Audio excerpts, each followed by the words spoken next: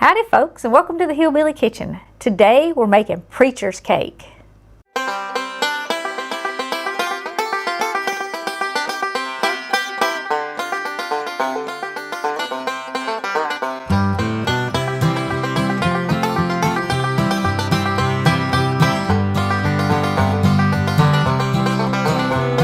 Now I know a lot of y'all are saying, what on earth is preacher's cake? Well, I promise it's got a good story and I'm going to work it in while we mix this up. But first we're going to go over all these ingredients here because I got quite a few of them.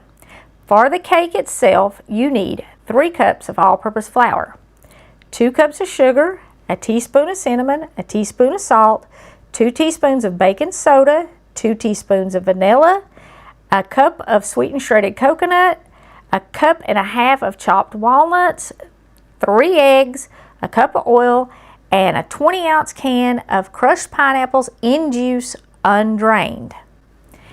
Now, if you want to put frosting on this, you can top it with cream cheese frosting.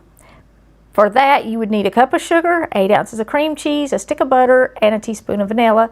Or you can just sprinkle some powdered sugar on top of it, kind of like we did the poor man's cake. And you also want to grease and flour your pan. Now for that, I have just a little bit of shortening and a little bit of flour.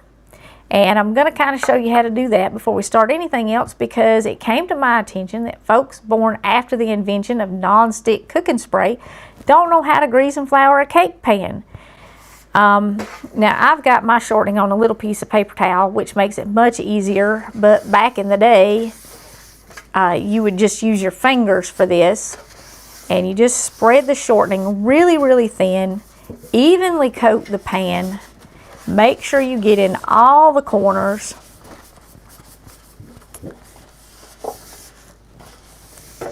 You can do this with butter and you can do it with lard, but you have to have a solid fat to do it with, something like butter, lard, or shortening. Kind of go up the sides of the pan a little bit, and it does take just a second to do it. Smooth out any big glops that you have in there, so it's kind of all even, and it looks sort of like that. Then you want to sprinkle in just a little bit of flour, not too much,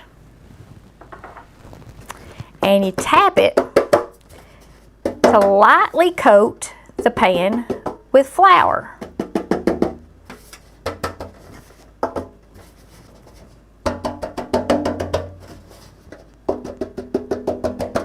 Now normally I'd do this over the sink, but y'all can't see me if I go over the sink. You do want to make sure you kind of get it up on the edges of the pan, and you can see here I got a little extra in this corner. When you get it all over the edge, flip the pan upside down and then tap on the bottom good to get all those lumps out.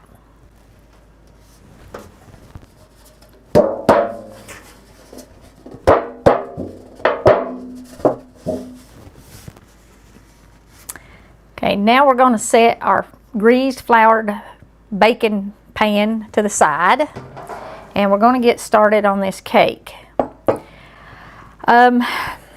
We want to start by combining our wet ingredients, and we'll put that in a mixing bowl, and I'm going to start with my eggs so that I can whip those up a little bit.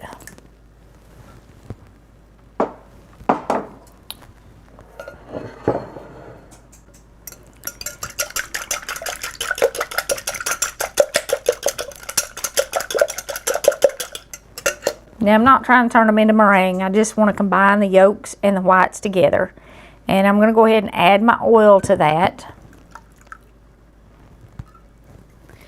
And you can use just about any oil in this that you want to, doesn't matter. And I'm going to go ahead and add my vanilla. Like I said, most of the wet stuff, and give it a little stir. And I'm going to add my sugar to my wet ingredients and go ahead and stir that up. Now I think the lady who invented this cake might have been a little sweet on the preacher she was inventing it for, because this is a pretty sweet cake.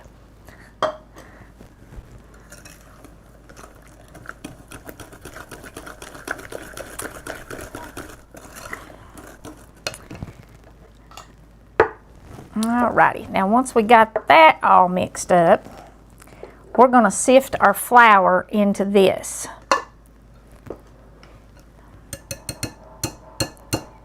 And at this point, as we add ingredients, we're just going to fold them in too.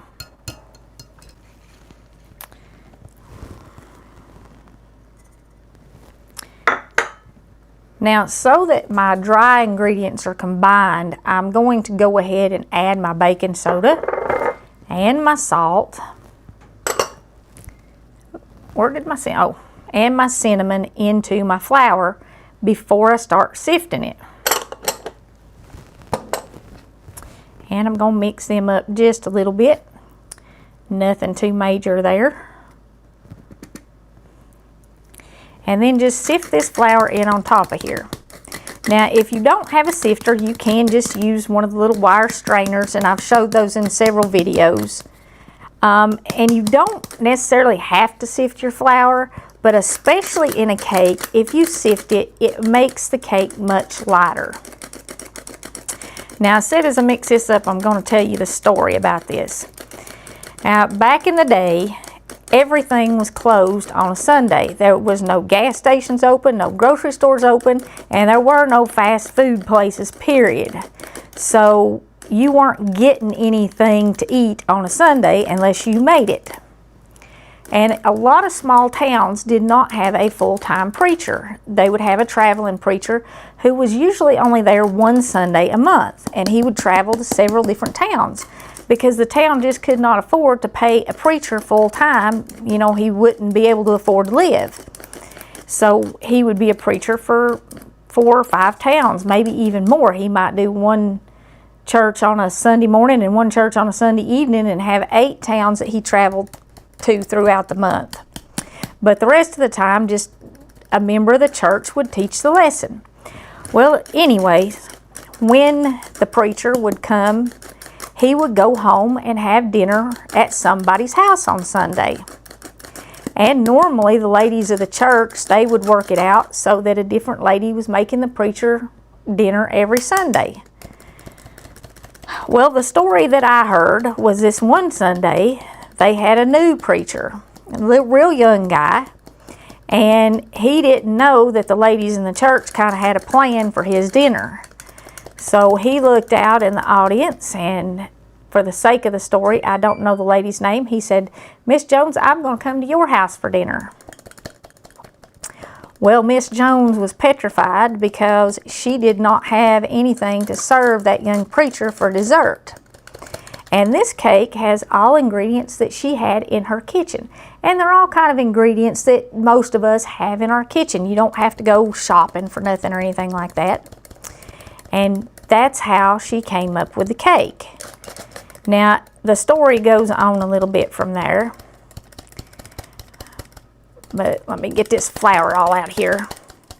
Now, folks are going to ask me if you can use self-rising flour in this. Well, you can. It will change it just a little bit, but not much, because self-rising flour usually has baking powder, not baking soda in it. But it's not going to change it much. Just leave out the baking soda and the salt if you do self-rising flour, and just do 3 cups. And if you're not a huge cinnamon fan, you can cut that down or you can cut it back. You know, you don't have to have the cinnamon in it.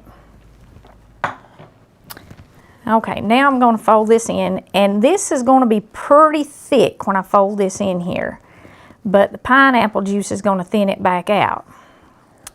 So anyway, that young preacher was headed over to Miss Jones, and she didn't have nothing to feed him for dessert.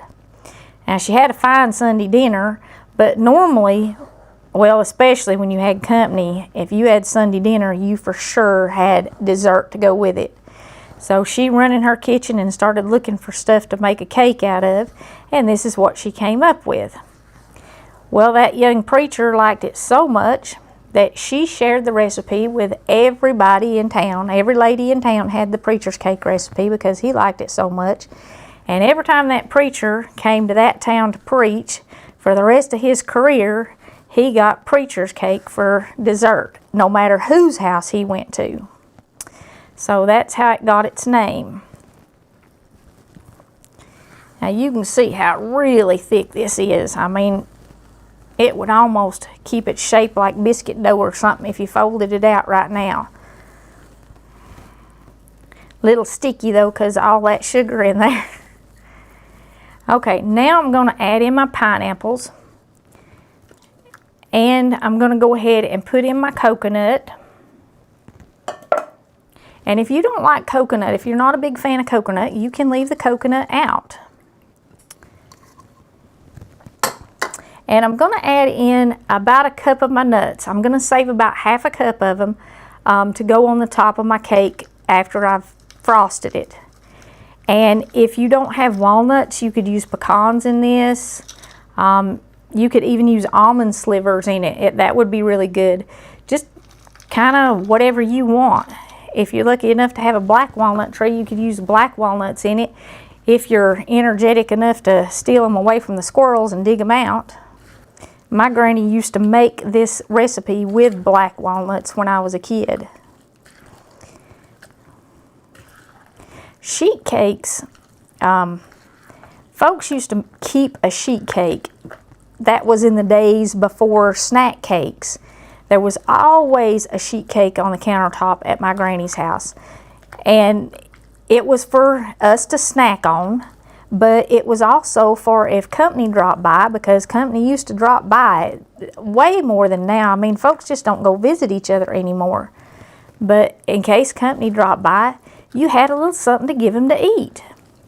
Now you want to mix this until it's pretty well combined, because that flour and sugar and eggs and oil is going to tend to be lumped up in there, and you want to get that smoothed out. And while you're mixing this, you do want to turn your oven on 350 degrees and get it preheated. You don't want to start a cake in a cold oven, or at least not this cake. Okay, that batter looks pretty good there. You can see I don't have any big lumps of my original dough before I added the pineapples and stuff in it. And it's got lumps in it because, of course, the nuts and the pineapples, but there's not any big lumps still sticking in there. And that's what you're looking for. And you don't want to over mix this and stir it real hard like with an electric mixer. It's going to ruin all that stuff you added into it. You do mix it by hand.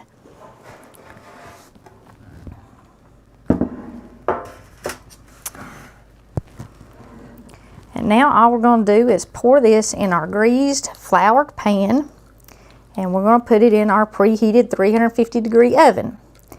And it's going to take this cake about 45 to 50 minutes to bake.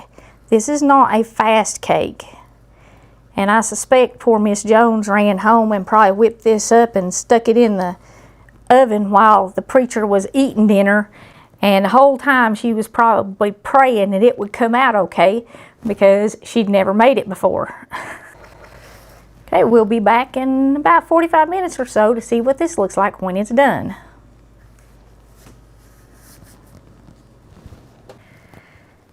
After about 50 minutes in the oven, your cake is going to be done. And you can check it with a toothpick, and you can do the bounce test and everything. Now, you can probably see here how I've got a little bit of settling right in the middle. That's not where it fell. It's going to settle down a little bit, kind of like banana bread or something would do, because it's got all that fruit in there. But if the dip in the middle goes like all the way to the bottom of the cake, then it didn't get done and it fell. Once it gets done, you do want to take it out, because in 50 minutes it starts to really get brown around the edges, and you can't cook it any longer than that. So once you get your spring in the middle, and even after it settles down, it should still spring in the middle and not squish down, and you can do your toothpick, get it out of there. It's done. And like I said, don't worry about a little bit of settling. That's not going to make it soggy in the middle, and that's not failed. That's normal.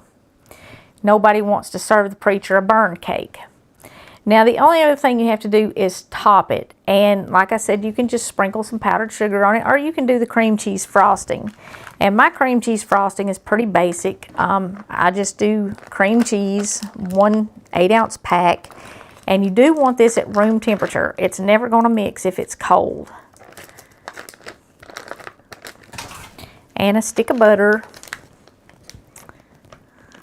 Again, you want it at room temperature. A cup of sugar.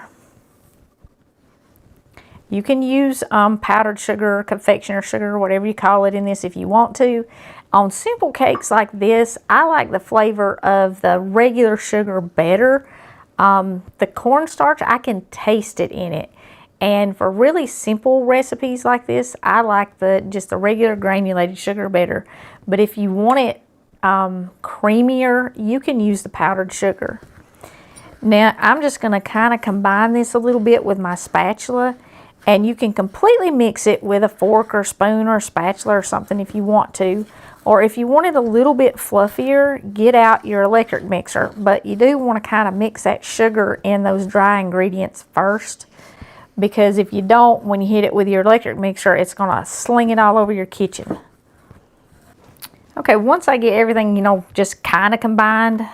Now, if you weren't going to use an electric mixer, you'd have to mix it a little more than this.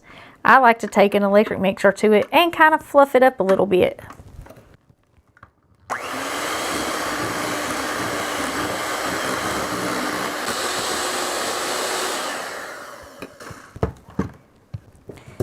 You might want to give the bowl a little scrape and then hit it with a mixer again, because sometimes stuff sticks on the edges and in the bottom of the bowl. Now, once your cake is cooled, you do want to let it cool. Well, you want to let it cool, but if it's not completely cool, like if you had to make it in a hurry, you could put the frosting on it a little bit warm and it would melt it a little bit. And that's perfectly fine with cream cheese frosting, but you probably want to wait till it's cool. You just spread the frosting on it, and you don't really have to do anything pretty or special or neat with it. Just cover it.